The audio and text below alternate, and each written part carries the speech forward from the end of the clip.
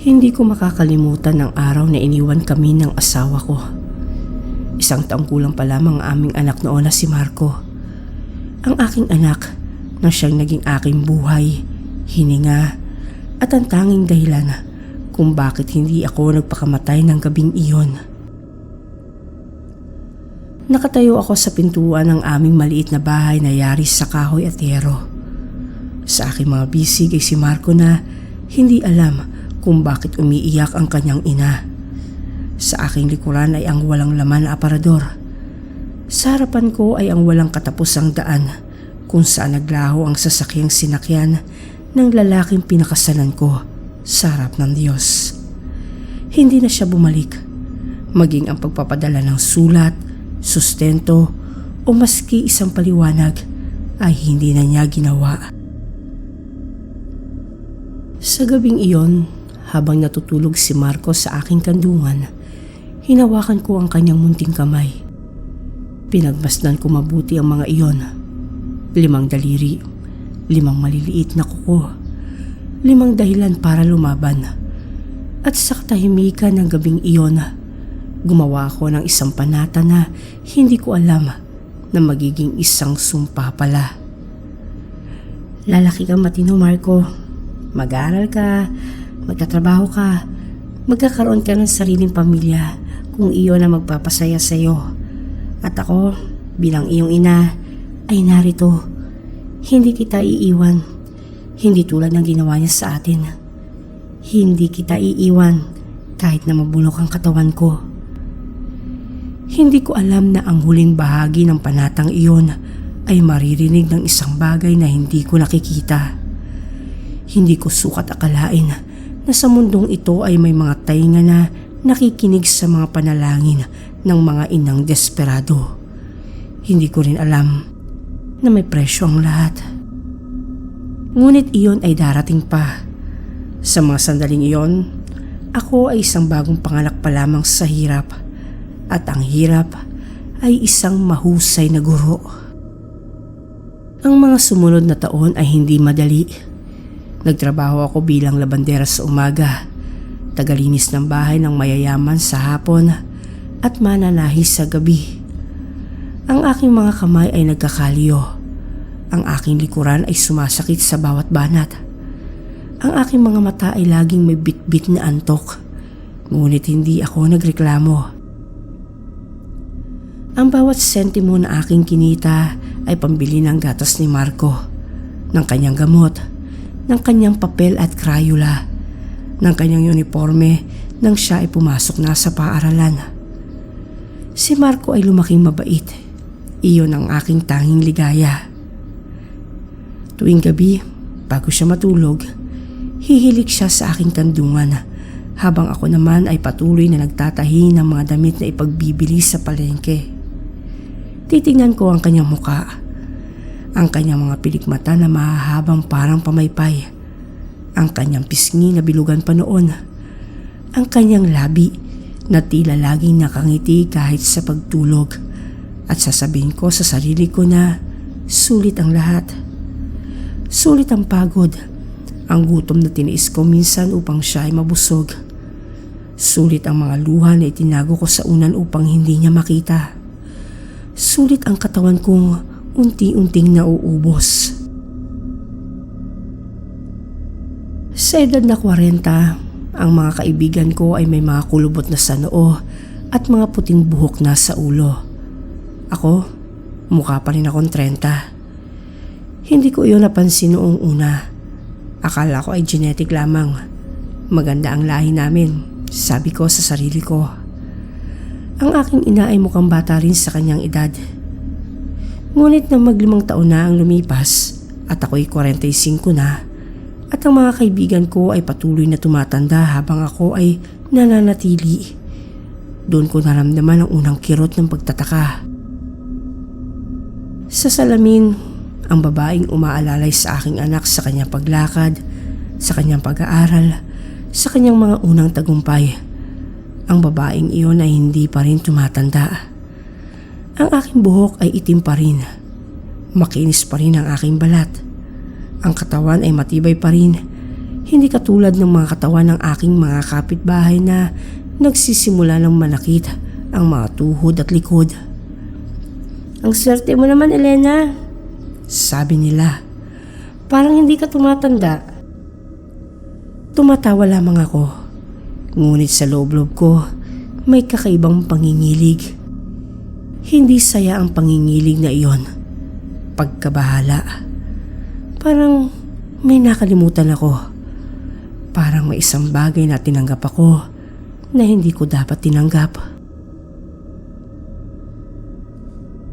Noong panahong iyon, eksaktong 15 taon na ang nakalipas nang si Marco ay 15 taong gulang pa lamang. May isang pangyayaring halos nakalimutan ko na. Isang araw, habang namimitas ako ng mga ligaw na damo sa gilid ng bundok para gawing gamot sa ubo ni Marco, may nakita akong matandang lalaki na nakabulagta sa tabi ng sapa. Akala ko patay na siya. Manipis ang kanyang katawan. Halatang matagal nang hindi kumain. Ang kanyang damit ay punit-punit. Ang kanyang balat ay parang balat ng puno na kulubot, tuyo, at may mga batik na kakaiba ang kulay. Ngunit nang lapitan ko siya, dahan-dahan siyang nagmulat ng mga mata. At sa unang pagkakataon sa aking buhay, naramdaman kong may isang bagay na hindi tao sa likod ng mga matang iyon. Hindi ako natakot. Inalapit ko ang kanyang ulo sa aking kandungan at pinainom siya ng tubig mula sa aking bayong. Binigyan ko siya ng kalahati ng aking baon, 2 pirasong kamote at 1 itlog. Hindi siya nagsalita, niyang magpasalamat. Ngunit habang kumakain siya, napansin kong unti-unting gumaganda ang kanyang kulay. Unti-unting bumabalik ang sigla sa kanyang mga mata. Bago ako umalis, hinawakan niya ang aking kamay.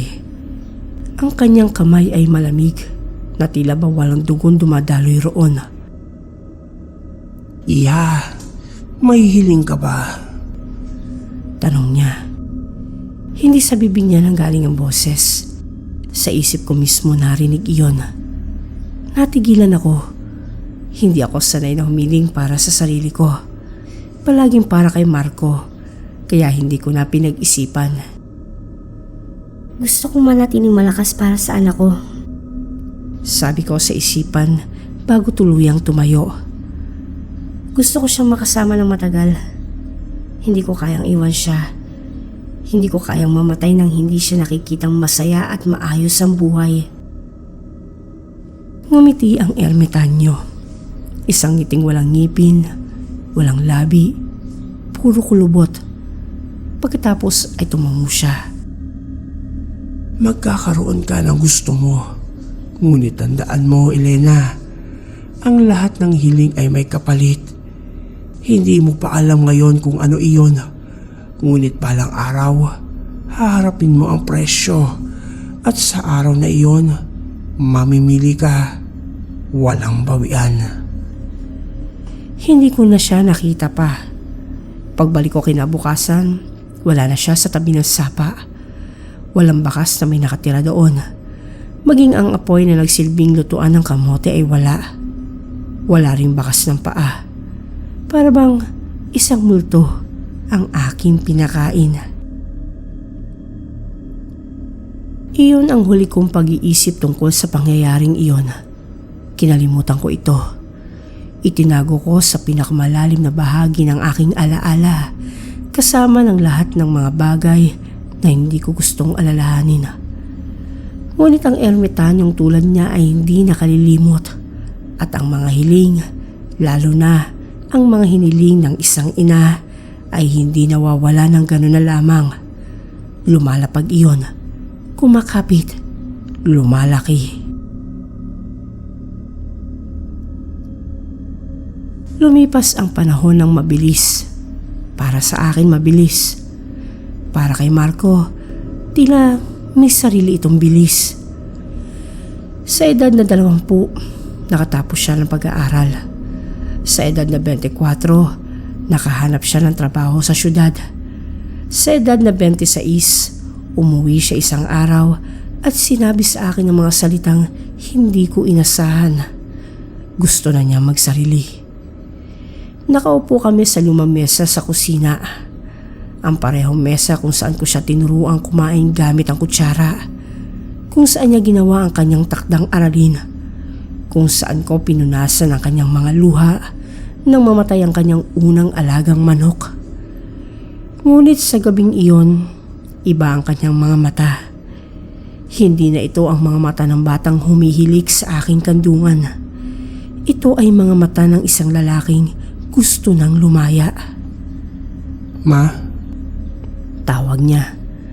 At sa isang salitang iyon, naramdaman ko na ang susunod niyang sasabihin ay hindi magiging madali para sa akin. Sinabi niya na gusto na niyang bumukod. Gusto niyang maranasan ang mamuhay na mag-isa. Gusto niyang maghanap ng babaeng mamahalin, pakakasalan at kasamang bubuo ng pamilya. Sinabi niya ito na may paggalang. Sinabi niya ito na may pagmamahal. Ngunit may isang bagay sa kanyang boses. Isang bagay na hindi niya sinasadya. Tila umiiwas. Hindi niya direktang matitigan ang aking mukha. Doon ko napagtanto na sa loob ng mga taong iyon, may napansin siyang kakaiba sa akin. Hindi niya ito binanggit kahit kailan. Ngunit naroon iyon sa pagitan namin. Parang ikatlong tao sa aming relasyon. Ang kanyang ina na hindi tumatanda. Ang kanyang ina na kasing edad lang ng kanyang mga kaibigan. Ang kanyang ina na tila kinabahan siyang ipakilala sa kanyang mga kasamahan sa trabaho. Ma? Bakit parang hindi ka tumatanda? Hindi niya ito tinanong ng direkta. Ngunit sa kanyang mga matang hindi makatingin sa akin, narinig ko ang tanong na iyon ng napakalakas.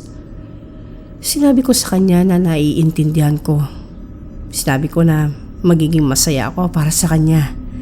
Sinabi ko na lagi akong nandito kapag kailangan niya ako. At lahat ng iyon ay totoo. Mahal ko siya. Mahal na mahal ko ang anak ko. Kaya pinakawalan ko siya. Tumayo si Marco. Lumapit siya sa akin at niyakap ako. Pakiramdam ko ay maliit na muli si Marco. Ang batang humihilig sa aking kandungan. Ngunit sa yakap na iyon, may distansya. Hindi dahil sa ayaw niyang lumapit, kung hindi dahil sa may hindi siya maintindihan sa akin. At ang hindi maintindihan ay kadalasang nagiging takot. Pagkatapos ng gabing iyon, umalis siya. Hindi na siya madalas bumalik. Sa unang taon, dumadalaw siya tuwing Kapaskuhan at tuwing kaarawan ko. Sa ikalawang taon, tuwing Pasko na lamang. Sa ikatlong taon, hindi na siya dumating. Tawag niya lamang sa telepono. Maikli, mabilis, parang laging nagmamadali.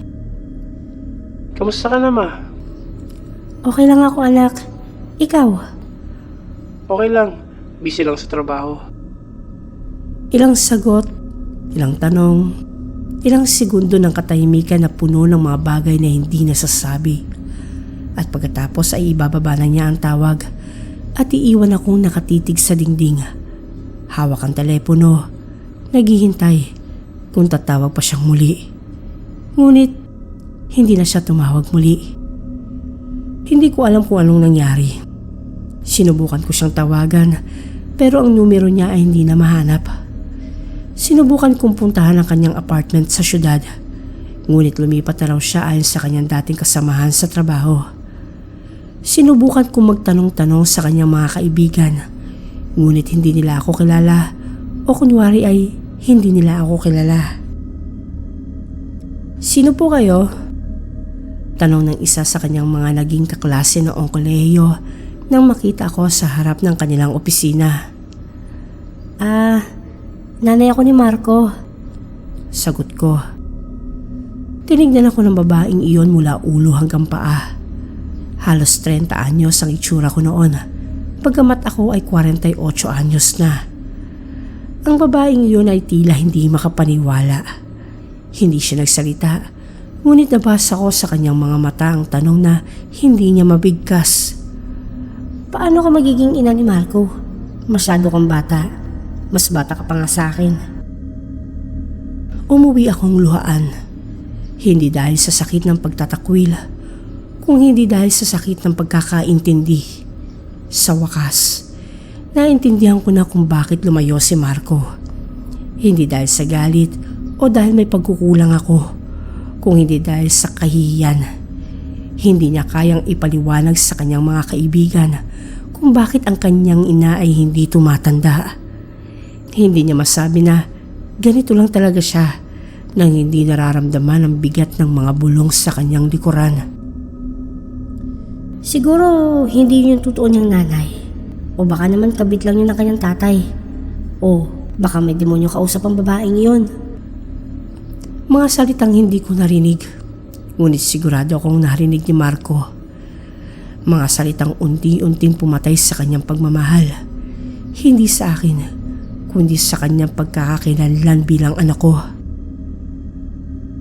Sa loob ng susunod na 5 taon, hindi ko na siya hinanap. Pinili ko na lamang siyang mahalin mula sa malayo. Kung mayroon mang natira sa pagmamahal na iyon na hindi nasira ng panahon at distansya. Hindi na ako nakatagal sa aming bayan. Ang mga bulong ay naging sigaw. Ang mga tingin ay naging pagturo. Hindi na ako makadaan sa palengke na walang nagbubulungan sa aking likuran. Hindi na ako makapagsimba ng walang mga mata na nakapako sa aking muka. Sinusuri, sinusukat, hinuhusgahan. Si Elena, tingnan ninyo. Hindi pa rin tumatanda. 6 na po na raw siya, pero mukhang 30. Oh, baka nagpapakain nyo na nga sa kanyang sinapupunan. Baka aswang o kaya mangkukulam. Wala lang ibang paliwanag dyan. Pilit kong ikinukubli ang aking sarili. Isinuot ko ang mga lumang damit. Itinali ko ang aking buhok ng hindi maayos. Pinilit kong magmukhang matanda. Ngunit hindi ko kayang gayahin ang mga kulubot na wala sa akin. Hindi ko kayang gayahin ang yuko ng likuran na hindi ko nararamdaman. Hindi ko kayang gayahin ang sakit ng tuhod na hindi ko nararanasan. Ang aking katawan ay nanatiling malakas. Ang aking balat ay nanatiling makinis. Ang aking mukha ay nanatiling mukha ng isang babaeng hindi pa nakararanas ng tunay na pagod, kahit na ang katotohanan ay kabaliktaran. Isang gabi, may naghagis ng bato sa aking bubong. Hindi isang beses, kung hindi pa ulit-ulit. May mga boses ng malalaking lasing sa kabilang kanto. Sigaw nila na, Umuwi ka na sa impyerno, bruha! Hindi na ako natulog ng gabing iyon. Nag-impake ako ng isang maliit na bag, ilang damit, ang litrato ni Marco noong bata pa siya, at ang kanyang lumang kumot na hindi ko kayang itapon. Bago sumikat ang araw, umalis ako. Hindi na ako lumingon. Sa bagong bayan, walang nakakakilala sa akin. Doon ako nagtrabaho bilang tindera sa isang maliit na palengke. Pagkatapos, bilang kusinera sa isang karinderya. Pagkatapos, bilang tagapag-alaga ng isang matandang babae na hindi na makatayo. Walang nagtanong kung saan ako nanggaling. Walang nagtanong kung bakit wala akong asawa. Walang nagtanong kung bakit mukha akong bata. Dahil sa bagong bayan na iyon, ako ay bagong lipat lamang. At ang bagong lipat ay laging may karapatang magtago. Lumipas ang mga taon. Hindi ko na binilang. Hindi ko na ginusto pang bumalik sa nakaraan. Ngunit kahit anong layo ng aking takbo, dala-dala ko ang aking sikreto. At ang aking sikreto ay may sariling hininga. May sariling tibok ng puso. May sariling ingay na hindi ko kayang patahimikin. Bawat gabi, bago matulog, hinahawakan ko ang lumang kumot ni Marco at ibinubulong ko sa dilim. Nasaan ka na kaya, anak? Ayos ka lang kaya? Masaya ka ba? Walang sagot sa loob ng 15 taon. Isang ordinaryong araw sa palengke. Hindi ko inaasahan ang anumang espesyal. Bumibili ako noon ng isda para sa aking tanghalian. Tilapia. Mura. Sapat para sa isang tao. Binigyan ako ng tindera ng dyaryo upang balutin ang aking pinamili. Lumang dyaryo, kupas na, marumi. Ngunit may nakita ko sa pahina nito na nagpahinto sa tibok ng aking puso. Isang litrato. Isang litratong pamilyar na pamilyar. Si Marco. Hindi siya nakangiti sa litrato. Nakapikit siya at nasa isang puting kama. Sa isang malamig na silid.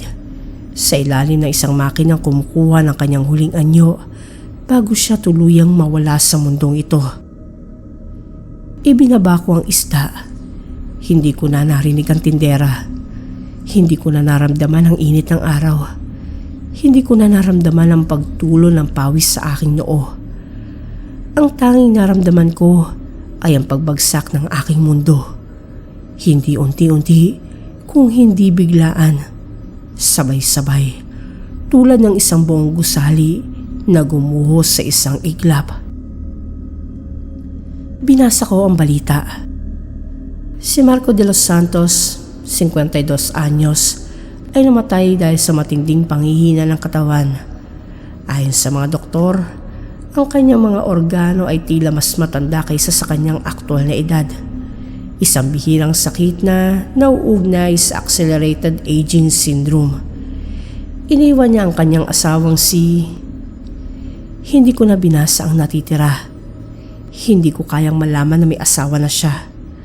Hindi ko kayang malaman na may ibang babaeng nagdalamhati para sa kanya.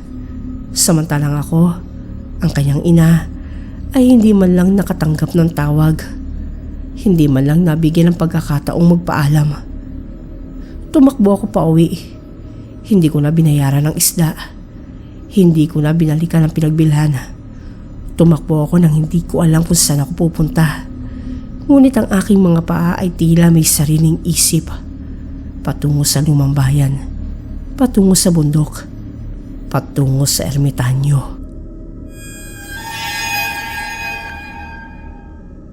7 oras na biyahe bago ako nakarating sa lumang bundok.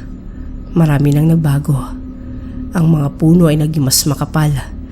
Ang daan ay naging mas matarik. Ang sapa kung saan ko nakita ang ermitanyo ay halos wala na. Tuyo na. Puno ng mga tuyong dahon at bato. Ngunit ang kuweba, ang maliit na kuweba sa gilid ng bundok, ay nandoon pa din. Gumapang ako sa loob. Madilim, malamig, amoy lupa at amoy ng isang bagay na matagal nang patay. Sa dulo ng kuweba, wala ang ermitanyo. Walang matandang lalaki. Walang anumang buhay. Ngunit may isang bagay. Isang kahon na yari sa kahoy. Luma, basag ang mga sulok. May nakaukit na isang salita sa ibabaw nito. Elena. Binuksan ko ang kahon. Sa loob ay may isang liham. Hindi sulat kamay ng ermitanyo. Kung hindi nakatitik ito sa parang hindi ko maintindihan noon. Ngunit habang binabasa ko, ay unti-unting nagiging malinaw ang lahat ng mga letra. Para bang ang liham mismo ay nagsaayos ng sarili ayon sa aking pag-unawa. Ito ang sinasabi ng liham. Elena, alam kong babalik ka. Hindi dahil sa gusto mo, kung hindi dahil wala ka ng ibang mapupuntahan. Ang iyong anak ay patay na at ang kamatayang iyon ay hindi likas. Hindi ito sakit. Hindi ito aksidente. Ito ay ang kapalit na aking sinabi sa iyo noong araw na iyon. Ginusto mong manatiling bata at malakas. Ginusto mong makasama ang iyong anak ng matagal. Ngunit hindi mo hiniling na manatili siyang bata kasama mo. Hiniling mo lamang para sa sarili mo. At ang kalikasan ay hindi nagbibiro. Ang bawat taong hindi mo natatanda ay isang taong kinuha mula sa buhay ng iyong anak. Sa bawat kaarawan na lumipas na hindi tumatanda ang iyong katawan, si Marco ay tumatanda ng doble ang bilis. Hindi niya alam at hindi mo rin alam, ngunit ang kanyang puso ay tumibok ng 2 beses sa bawat tibok ng puso ng isang ordinaryong tao. Ang kanyang mga buto ay naluluma ng 2 beses ng mas mabilis. Ang kanyang dugo ay tumatakbo ng 2 beses ng mas mabilis sa kanyang mga ugat. Sa edad na 40, ang kanyang katawan ay katulad na ng isang 60 anyos. Sa edad na 50, ang kanyang katawan ay katulad na ng isang 70 anyos. Sa edad na 52, siya ay namatay na katulad ng isang 84 na taong gulang. Hindi dahil sa sakit o dahil sa kapabayaan. Ito ay dahil sa pagmamahal mo. Ang iyong pagmamahal ay naging lason, Elena.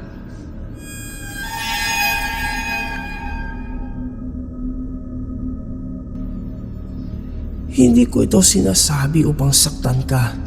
Sinasabi ko ito dahil ito ang totoo. At ngayong patay na si Marco, hindi pa tapos ang lahat dahil ang kanyang kaluluwa ay hindi mapakali. Hindi siya namatay ng natural na paraan. Hindi siya namatay sa tamang panahon, kaya siya ay babalik. Hindi bilang tao, hindi bilang espiritu sa labas mo, kung hindi bilang bahagi ng iyong sariling diwa.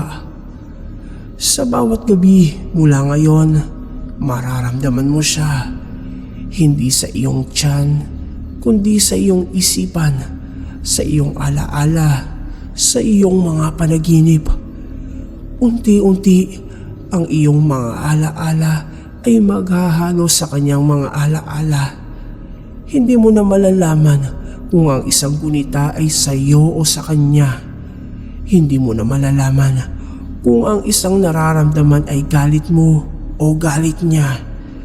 Hindi mo na malalaman kung ang umiiyak sa loob ng iyong dibdib ay ikaw pa rin o siya na. Ito ang tawag ko sa pagsasama ng kaluluwa, hindi sa laman kung hindi sa kamalayan. Si Marco ay hindi na muling magkakaroon ng sariling katawan, ngunit magiging bahagi siya ng iyong pag-iisip. Magiging boses siya sa iyong ulo. Magiging anino siya sa iyong paningin. Hindi sa labas, kung hindi sa loob ng iyong sariling mga mata. Habang ikaw ay nabubuhay, siya ay nabubuhay sa iyo. Hindi bilang anak na umaasa, kung hindi bilang isang multong nakakulong sa loob ng iyong sariling isipan. Maririnig mo siya sa tuwing tatahimik ang paligid. Makikita mo siya tuwing pipikit ka. At sa bawat taong hindi ka pa rin tumatanda, lalong lumalakas ang kanyang presensya. Hanggang sa isang araw, hindi mo na alam kung ikaw pa ba si Elena o si Marco na lamang ang nagpapanggap na si Elena. Walang lunas ito, Elena. Hindi na maibabalik ang mga taong inilipat mo sa kanya. Hindi mo na mababawi ang kanyang buhay, ngunit maaari mo pa rin piliin ang manatiling bata magpakailanman at unti-unting mawala ang iyong sarili sa kanyang boses, o ang tumanda sa wakas at hayaang bumalik sa iyo ang lahat ng taong ninakaw mo, at kasabay ng iyong pagtanda ay ang paghina rin ng kanyang paghahawak sa iyong isipan. Pumili ka. Sa susunod na Mother's Day, kailangan mong magdesisyon. Kung hindi, siya na ang pipili para sa inyong dalawa. At kapag nangyari iyon, hindi na ikaw ang magigising sa sarili mong katawan. Si Marco na, hindi bilang anak, hindi bilang ibang tao, kung hindi bilang ang tanging boses na natira sa isipan ng isang babaeng hindi na alam kung sino siya. Ngayon ay ang bisperas ng Mother's Day. Mag-isa ako sa maliit na silid na aking inuupahan sa bayang pinagdalan ko sa aking pagtakas. Walang altar, florera, litrato, ngunit may boses. Sa loob ng aking ulo, sa loob ng aking dibdib, sa bawat sulok ng aking kamalayan, naririnig ko siya. Ma, Hindi isang bulong mula sa labas. Tawag iyon mula sa loob. Mula sa kung saan dapat ako lamang ang naroon. Ngunit ngayon, may iba nang nakatira sa aking isipan. Si Marco. Hindi bilang multong nakikita ko sa salamin. Hindi bilang anino sa dingding. Kung hindi bilang isang pangalawang kamalayan na unti-unting lumalaki sa tuwing pumipikit ako. Noong unang gabi pagkatapos kong basahin ang liham, bagya ko pa siyang narinig. Isang bulong sa dulo ng aking panaginip. Hindi malinaw, hindi buo. Ngunit sa bawat araw na lumipas, lumalakas siya. Sa ikalawang gabi, narinig ko na ang kanyang pangalan na binibigkas niya mismo. Hindi ko binibigkas, siya mismo, gamit ang aking bibig. Habang ako ay natutulak. Sa ikatlong gabi, nagising akong nakaupo sa higaan. Ang aking mga kamay ay nakapatong sa aking dibdib at ang aking mga labi ay bumubulong ng mga salitang hindi ko sinasadya. bakit mo ko iniwan, Ma? Bakit mo ko pinatay? Hindi ko sinabi yon. Si Marco ang nagsalita. Gamit ang aking tinig at ang aking sariling hininga. Gamit ang aking katawan, pansamantala lamang. Sa mga saglit na ako ay mahina. Sa mga sandaling hindi ko kayang ipaglaban ang aking sariling pag-iisip. Ngayong bisperas ng Mother's Day, nakatayo ako sa harap ng basag na salamin sa aking silid. Ang babaeng tumitig sa akin ay ako pa rin. Ang mukha ko, ang katawan ko, ang anyo kong hindi pa rin tumatanda sa kabila ng lahat. Ngunit sa aking mga mata, may ibang nakatitig pabalik. Isang lalaki, si Marco. Hindi ang batang aking inalagaan. Hindi ang sanggol na pinagpuyatan ko, kung hindi ang matandang si Marco. Ang 52 taong gulang na si Marco na may mga mata ng isang taong alam na siya ay pinatay kahit hindi sinasadya. Nandito ako, Ma. Sabi ng boses sa loob. Hindi na ito bulong. Boses na ito ng isang lalaking nakatayo sa tabi ko. Ngunit walang katawan, walang anino, walang bakas sa salamin, maliban sa pagbabago ng ekspresyon ng aking sariling mukha. Ang aking kaliwang mata ay pumikit ng hindi ko sinasadya. Ang aking kanang labi ay pumangit sa isang ngiting hindi akin. Hindi mo ba ako namimiss? Oo, namimiss kita. Sobrang miss na miss kita. Kaya nga kita hiniling na manatili. Kaya nga ako humiling sa ermitanyo. Kaya nga ginawa ko ang lahat. Ang lahat ng mali para hindi kita maiwan. Pero ngayon, naiintindihan ko na. Hindi ang presensya ko ang kailangan mo, kung hindi ang pagkawala ko. Hindi ako natulog ng gabing iyon. Umupo ako sa sahig, nakapikit, at pinakinggan ang boses sa loob ko. Hindi ko na ito nilabanan. Hindi ko na sinubukang itaboy si Marco mula sa aking isipan. Sa halip, pinakinggan ko siya. Ang kanyang sakit, ang kanyang mga pagkalito, ang kanyang galit na hindi niya alam kung saan ilalagay. Ma, bakit ang tagal mo bago bumalik? Hinintay kita. Hinintay kitang tawagan ako. Hinintay kitang hanapin ako. Pero hindi mo naman ginawa. Hindi ko ginawa dahil natakot ako. Natakot akong malaman na kahihiyan na pala ako para sa iyo. Natakot akong malaman na ang pagmamahal ko ay hindi na sapat. Na ang itsura ko ay mas mahalaga pa kaysa sa kung sino ako. Hindi ako natakot sa itsura mo, ma. Natakot ako sa sekreto mo. Natakot ako kasi hindi mo sinabi sa akin kung ano ka. At ngayon, alam ko na. Isa kang taong humiling sa hindi dapat. At ako ang nagbayad. Tumulo ang aking luha. Hindi ko na mapigilan. Oo, ako ang nagbayad. At ngayon gusto mo pang agawin ang natitira sa akin. Ang aking isipan, ang aking katawan, ang aking pagkatao. Gusto mo na rin maging ako. Hindi sumagot ang boses. Sa katahimikang iyon, naramdaman ko ang pagbabago. Hindi galit ang namayani sa loob ko. Hindi takot. Hindi pagkakasala. Pagod. Pagod na akong maging bata. Pagod na akong magtago. Pagod na akong dalhin ang isang anak sa loob ng aking isipan. Hindi bilang alaala, kung hindi bilang isang multong handang pumalit sa akin anumang oras.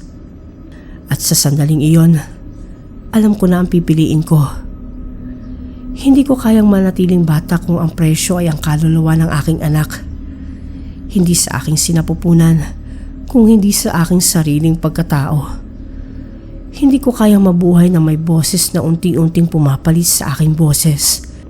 May isip na unti-unting pumapalit sa aking isip. May pagkakataong handang lunurin ang pagkatao ko sa sarili kong katawan. Kaya sa gabing iyon, sa madaling araw ng Mother's Day, tumayo ako. Lumabas ako ng silid. Naglakad ako patungo sa lumang balon sa likod ng bayan. Hindi para magpakamatay, kung hindi para hugasan ang aking sarili. Tumayo ako sa harap ng balon. Tumingin ako sa tubig.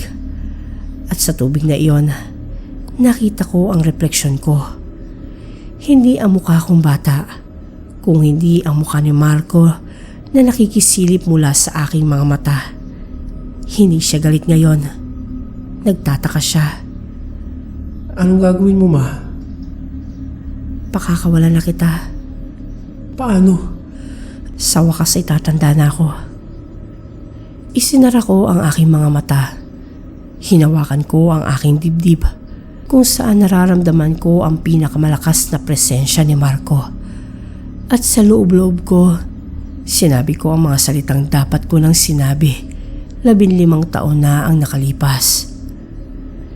Hindi ko na kailangang manatiling bata o manatiling malakas. Hindi ko na kailangan maging perpekto para sa'yo. Ang kailangan ko lang gawin ay mahalin ka.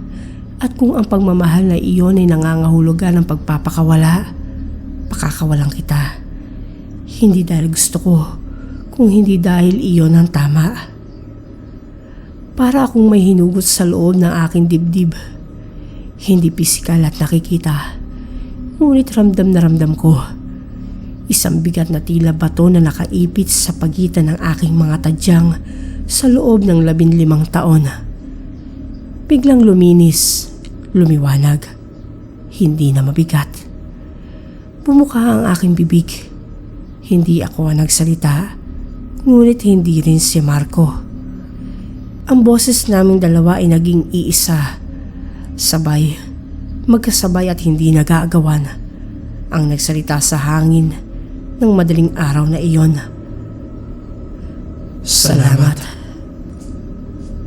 At pagkatapos ng salitang iyon, tumahimik na ang lahat. Sa unang pagkakataon sa loob ng maraming araw, ang boses sa aking ulo ay wala na. Hindi dahil nawala si Marco, kung hindi dahil pumayag na siyang tumigil. Pumayag na siyang hindi na ako agawin. Pumayag na siyang maging alaala na lamang. Hindi na multo, hindi na boses, at lalong hindi na kaagaw ng katawan. Ngayon ay Mother's Day. Nagising ako sa sahig ng aking silid, nakabalot sa lumang kumot ni Marco. Ang unang pumasok sa aking isipan ay hindi takot o lungkot, hindi rin paghihinagpis, kung hindi kapayapaan. Bumangon ako, naglakad ako sa harap ng salamin at sa unang pagkakataon sa loob ng maraming taon, nakita ko ang tunay kong mukha. Hindi na ito mukhang 30. Sa isang gabi lamang, ang lahat ng taong dapat kong itinanda ay bumalik lahat. Ang aking buhok ay puti na. Ang aking balat ay may mga kulubot na. Hindi kaunti, kung hindi marami. Tulad ng isang babaeng 65 taong gulang na. Ang aking likuran ay bahagyang yumuko. Ang aking mga kamay ay nanginginig. At sa kabila ng lahat ng ito ay sumungaw ang ngiti sa aking labi. Sa wakas, tama na ang anyo ko. Sa wakas, ang mukha kong ito ay katumbas na ng aking edad. Sa wakas, hindi na ako magtatago. Sa wakas, hindi na ako magpapanggap na hindi pa ako dumadaan sa hirap, pagod, sakripisyo, o sa pagmamahal na lumason sa sarili kong anak. Dala ko ang isang pulang rosas patungo sa sementeryo ko saan nakahimlay si Marco. Hindi na ako umiiyak. Hindi na ako nanginginig sa takot. Sa harap ng kanyang lapida, hindi ako humingi ng tawad. Hindi na kailangan. Ang katahimikan sa loob ko ay siya na mismo ang tawad. Inilapag ko ang rosas. Hinawakan ko ang malamig na bato. At sa huling pagkakataon, ibinulong ko sa hangin ang mga salitang hindi ko kailangang sagutin. Mahal kita, Marco. Hindi na kita hahawakan. Hindi na kita kakausapin sa loob ng aking ulo. Ngunit dadalhin kita, hindi bilang kaluluwa, hindi bilang pasan, kundi bilang ang rason kung bakit sa wakas natutunan kong bitawan ang aking sarili. Tumalikod ako. Sa paglalakad papalayo sa sementeryo, nadaanan ko ang isang grupo na may kasamang bata. Isang maliit na batang lalaki, mga 8 taong gulang, ang tumingin sa akin at ngumiti. Hindi ko siya kilala, ngunit sa kanyang ngiti, may isang bagay na pamilyar. Hindi sa itsura, kung hindi sa pakiramdam. Isang alaalang hindi ko maalala. Isang yakap na hindi ko naramdaman. Isang salitang hindi ko narinig, ngunit alam kong sinabi. Hindi na ako lumingon. Hindi na rin naman kailangan. Sapagkat ang mga inang katulad ko ay hindi na muling maghahangad na manatili. Ang mga inang katulad ko na sa wakas ay natuto ng pumayag sa paglipas ng panahon. Ito ay hindi bilang pagkatalo, kung hindi bilang ang tanging paraan upang tunay na makasama ang kanilang mga anak kahit sa alaala na lamang. At sa alaalang iyon, hindi na kailangan ng walang hanggang kabataan. Sapat na ang isang pusong tumanda ng wasto. Sapat na ang isang pagmamahal na hindi lumalason. Sapat na.